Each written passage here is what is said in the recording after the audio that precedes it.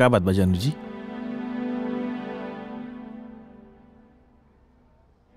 हम घरे जाता नहीं। हाँ तो ठीक बा, जा लेकिन जल्दी आ जिया।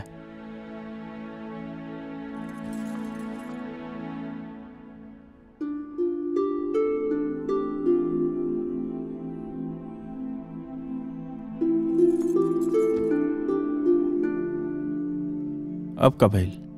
साजन जी, हैं? हम शादी करे जाता नहीं।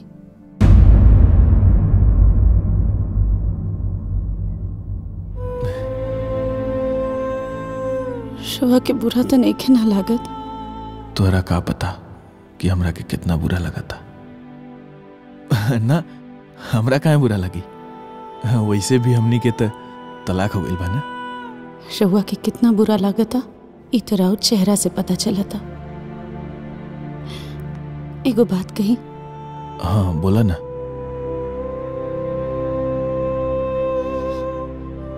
रउओ शादी कर ले? ना, हमार तो पहला और आखिरी सिर्फ जानू जी। हम अपने जानू जी के याद के सहारे जी ले।